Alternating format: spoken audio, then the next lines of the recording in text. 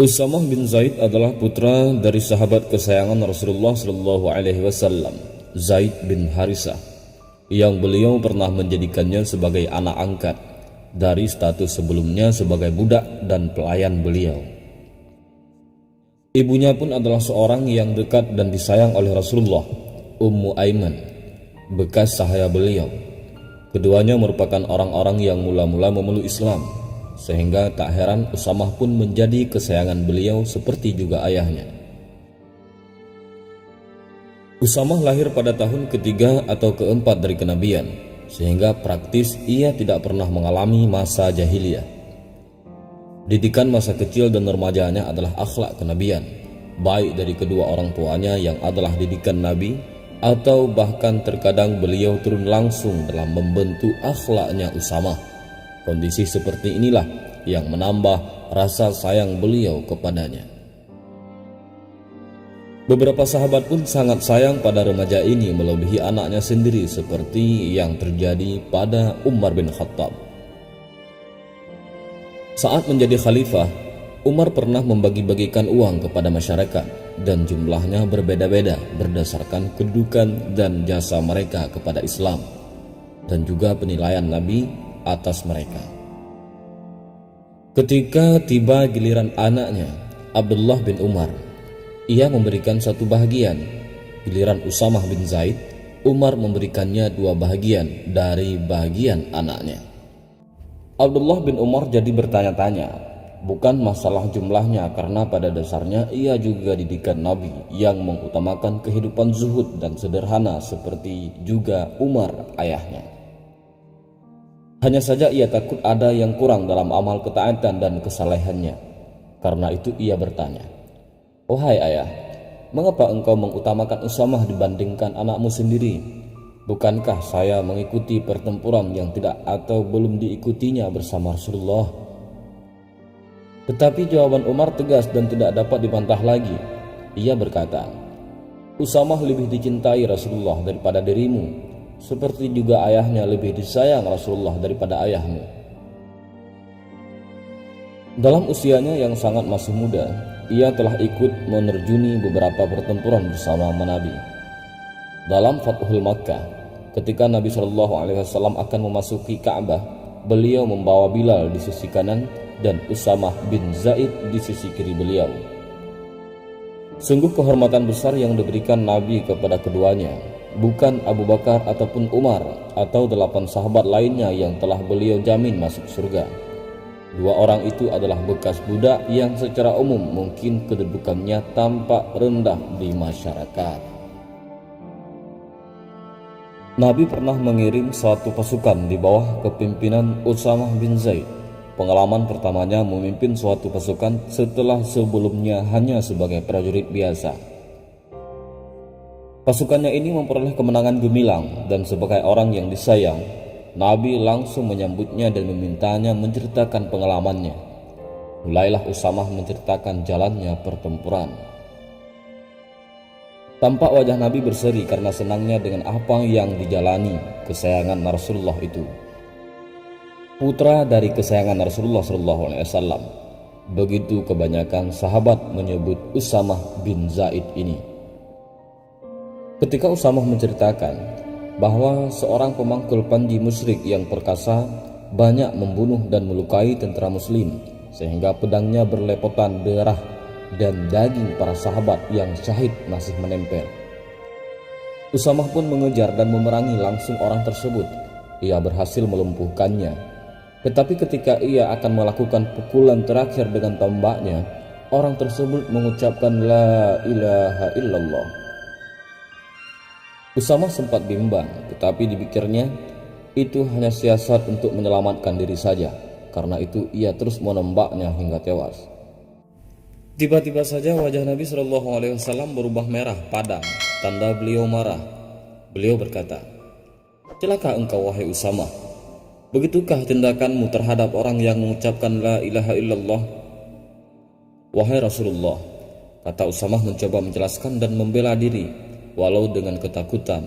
Dia mengatakan kalimat itu hanya untuk menyelamatkan diri saja, "Wahai Rasulullah." Begitu, Kata Nabi Shallallahu Alaihi Wasallam masih dengan nada tingginya, pertanda beliau masih marah. Mengapa tidak engkau belah dadanya dan engkau lihat apakah ia mengatakannya itu ikhlas dari hatinya atau karena pura-pura semata? Memang bukanlah hak dan kewajiban kita menilai apa yang ada di dalam hati seseorang. Apa yang tampil dan terlihat itu saja yang menjadi ukuran kita dalam mengambil sikap. Itulah pelajaran berharga yang ingin disampaikan Nabi pada pemuda kesayangan beliau tersebut, sekaligus kepada kita semua.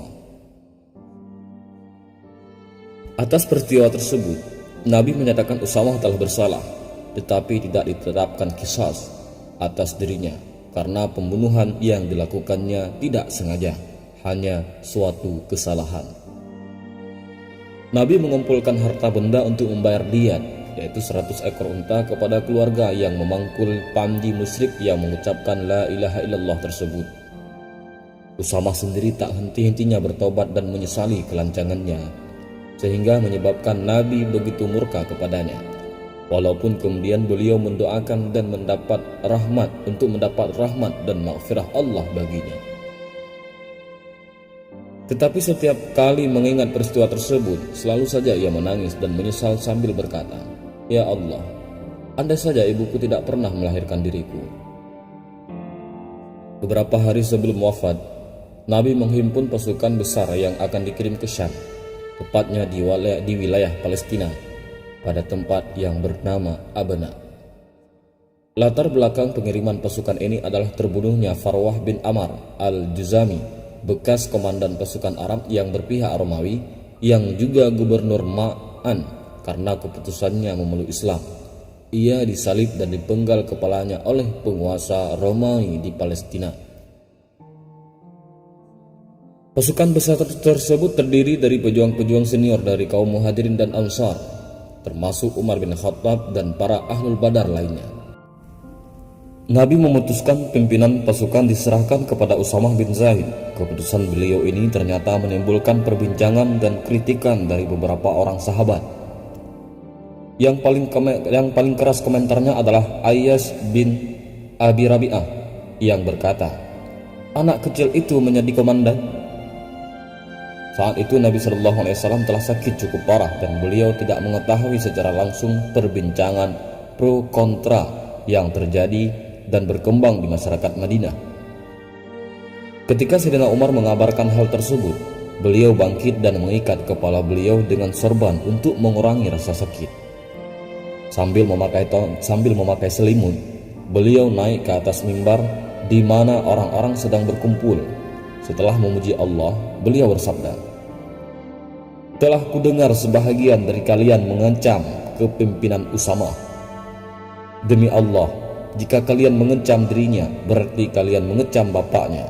Demi Allah, sungguh ia, Zaid bin Harisah, layak sebagai pemimpin, dan sepeninggal bapaknya, putranya sangat layak sebagai pemimpin.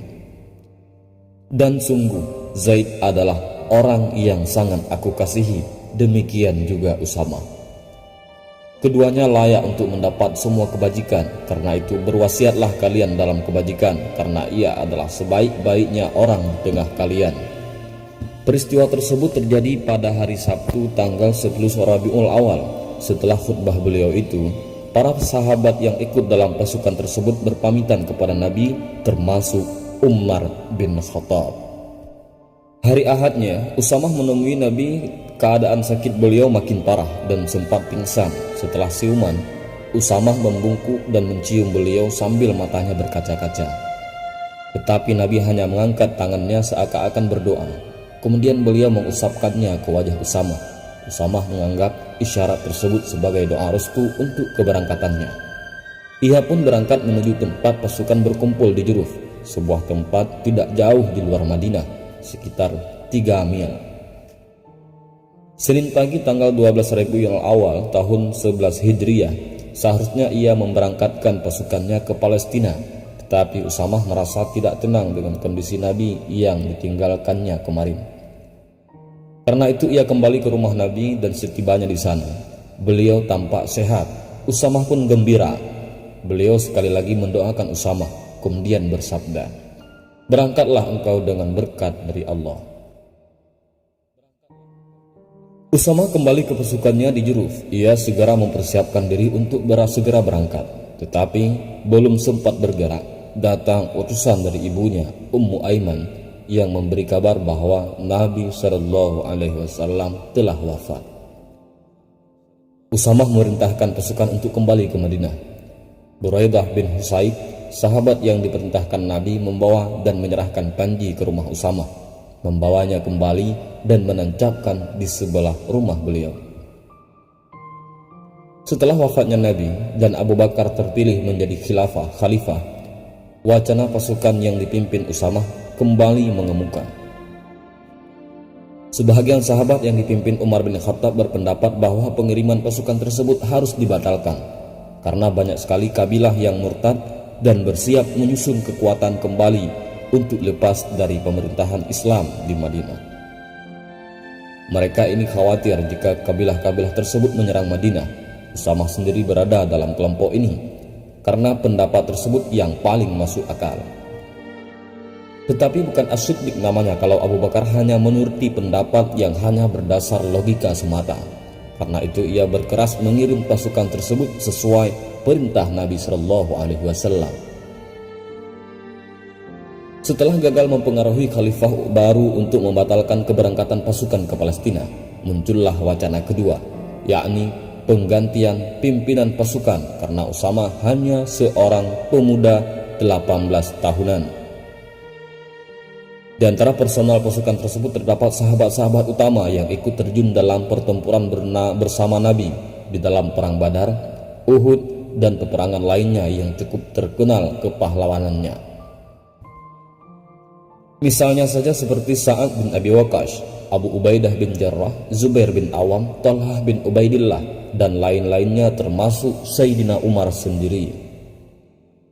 Mereka itu yang lebih pantas menjadi komandan pada waktu itu.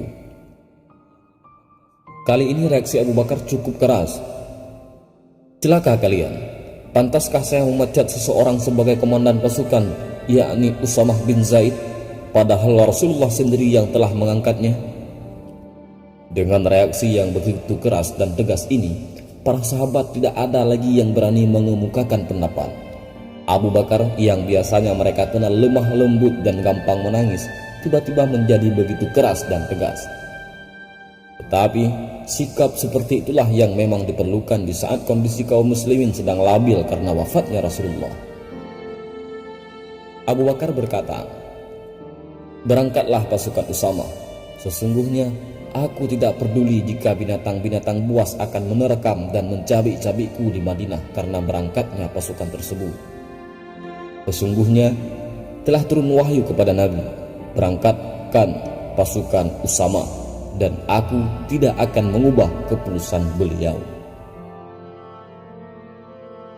Hanya saja aku meminta kepada Usamah agar mengizinkan Umar tinggal di Madinah karena aku memerlukan buah pikirannya untuk membantuku di sini. Tetapi jika engkau wahai Usamah tidak mengizinkan, aku tidak akan memaksakannya lagi." Tentu saja dengan senang hati Usamah mengizinkan, atau lebih tepatnya memenuhi permintaan Abu Bakar tersebut agar Umar tetap tinggal di Madinah. Pasukan Usamah kembali bergerak ke arah Juruf, tempat di mana Nabi telah menetapkan untuk berkumpul. Abu Bakar mengiring keberangkatan pasukan dengan berjalan kaki dan menuntun tunggangan Usamah, sedang tunggangan Abu Bakar dituntun oleh Abdurrahman bin Auf. Abu Bakar juga sempat berkata, "Siapapun mereka yang pernah ditunjuk Rasulullah untuk berangkat bersama Usamah, janganlah sampai tertinggal. Demi Allah, tidaklah didatangkan kepadaku orang yang tertinggal tersebut kecuali aku akan memerintahkan dirinya menyusul Usamah dengan berjalan kaki." Usamah merasa tidak enak dengan Abu Bakar yang berjalan kaki, apalagi menuntun tunggangannya layaknya seorang budak ataupun penunjuk jalan saja. Ia berkata, "Wahai Khalifah Rasulullah, naikilah tungganganmu atau aku akan turun saja berjalan kaki bersamamu." "Jangan," kata Abu Bakar, "tetaplah engkau di tungganganmu. Aku ingin kakiku berdebu di jalan Allah, karena menurut Nabi, untuk setiap langkah di jalan Allah itu akan dituliskan 700 kebaikan. dinaikkan 700 derajat dan akan dihapuskan 700 kesalahan. Usamah membawa pasukannya menyusuri kabilah demi kabilah, baik yang tetap memeluk Islam atau yang ragu-ragu dan bersiap-siap untuk murtad. Rombongan besar pasukan Usamah ini ternyata memunculkan logika tersendiri pada mereka sehingga mereka berteguh memeluk Islam. Sebelumnya mereka mengira dengan wafatnya Nabi, Madinah akan menjadi lemah dan tak mampu lagi memerangi musuh-musuhnya. Tetapi melihat besarnya pasukan yang dikirim keberangkatan ke perbatasan Romawi di Abna, Palestina ini, mereka berpikir pasukan yang mempertahankan Madinah tentunya akan lebih besar lagi. Apalagi ternyata Abu Bakar juga mengirim beberapa pasukan dari personal yang tertinggal di Madinah untuk memerangi kabilah-kabilah yang murtad dan yang menolak membayar zakat. Kedatangan pasukan Usamah ternyata mengejutkan pasukan Romawi di Palestina yang telah mengeksekusi Farwah bin Amr al-Juzami. Mereka sama sekali tidak menyangka kedatangan pasukan sebesar itu setelah wafatnya Nabi. Mereka telah begitu mengenal bagaimana sikap heroik dan semangat tempur pasukan muslim dan tidak mau beresiko menghadapi pasukan muslim pimpinan Usamah itu. Karena itu mereka memilih melarikan diri dan meninggalkan barang ghanimah yang banyak bagi pasukan Usamah. Kemenangan pasukan Usamah memberikan dukungan psikologis yang positif terhadap kelangsungan Islam ketika Nabi wafat. Mungkin beliau telah menerima isyarat bagaimana suasana masyarakat Islam ketika beliau wafat dan kekacauan yang akan terjadi. Karena itu, tampak sekali beliau memaksakan untuk membentuk dan mengirim pasukan Usamah, walau saat itu keadaan beliau sakit parah. Dan terbukti kemudian nubuah ini, bahwa perintah beliau memberikan manfaat besar bagi umat Islam di masa kritis pergantian pimpinan pemerintahan Islam ke Khalifah Abu Bakar. Karena pengalamannya mendapat celaan Rasulullah, Usamah jadi sangat berhati-hati dalam urusan jiwa manusia. Ketika terjadi pertikaian antara Ali bin Abi Thalib dan Muawiyah, ia mengurung diri di rumahnya. Sebenarnya ia mengetahui kalau Ali dalam jalan kebenaran, tetapi ia memilih untuk tidak berpihak kepada keduanya. Ia mengirim surat kepada Ali yang ia ikut membaiatnya sebagai khalifah sebagai berikut. Demi Allah, wahai Amirul Mukminin, seandainya Anda meminta saya untuk menemani Anda memasuki kandang harimau, saya pasti akan melakukannya. Tetapi sekali-kali saya tidak akan menyentuh kulit seorang muslim dengan ujung pedang saya. Ketika beberapa sahabat yang memihak Ali juga berusaha untuk mengubah pendiriannya, Usamah berkata tegas, "Saya tidak akan pernah memerangi orang-orang yang mengucapkan la ilaha illallah selama-lamanya." Salah satu dari mereka sempat mendebatnya, "Bukankah Allah telah berfirman, dan perangilah mereka hingga tidak ada lagi fitnah dan agama seluruhnya adalah milik Allah?" Usamah pun menjawab, "Ayat itu ditunjukkan untuk memerangi orang-orang musyrik, dan kita telah memerangi mereka hingga fitnah telah lenyap dan agama seluruhnya menjadi milik Allah." Bagaimana tidak, dalam suatu pertempuran melawan kaum musyrik di mana berlaku hukum membunuh atau dibunuh, ia telah dicela dengan keras oleh Rasulullah karena membunuh seseorang yang membaca la ilaha illallah, padahal yang menurut pemahamannya waktu itu hanyalah untuk menyelamatkan dirinya saja. Sangat mungkin terjadi si kafir itu akan balik membunuhnya jika ia melepaskannya saat itu, apalagi pedangnya pun masih terhunus. Tetapi itu pun bukan alasan yang bisa diterima Rasulullah. Bagaimana lagi ia akan mempertanggungjawabkannya kepada Nabi jika ia membunuh seseorang yang jelas-jelas beriman kepada Allah dan Rasulnya? Jelas-jelas orang yang beragama Islam dan menjalankan salat seperti dirinya akan dan kaum muslimin lainnya. Para sahabat lainnya memang pernah bertanya kepada Rasulullah atas suatu peristiwa dalam pertempuran yang lebih kurang sama dengan peristiwa Usamah tersebut. Nabi bersabda, "Kalau itu terjadi, si kafir akan memperoleh balasan seperti keadaan engkau sebelum membunuhnya, dan engkau akan memperoleh balasan seperti keadaan si kafir sebelum ia terbunuh." Maksudnya, orang kafir tersebut yang membaca la ilaha illallah ketika akan terbunuh akan memperoleh pahala syahid, sedang sang sahabat yang membunuh bisa terjatuh dalam kemusyrikan dan kekafiran kalau ia tidak bertaubat. Usamah terus menyendiri di tengah pergolakan kaum muslimin pada waktu itu, dan ia tidak mau terlibat dengan pertentangan mereka. Saat itu terdapat dua kutub kekuatan Islam, Muawiyah yang menjabat sebagai khalifah berkedudukan di Syam, sedang kelompok oposisi yang berasa keturunan Ali bin Abi Thalib lebih berhak atas jabatan khalifah bermarkas di Kufah, Irak, tetapi tanpa pimpinan atau khalifah yang jelas. Di saat itulah, di tahun 54 Hijriah, Usamah bin Zaid meninggal dunia. Wallahu a'lam bishawab.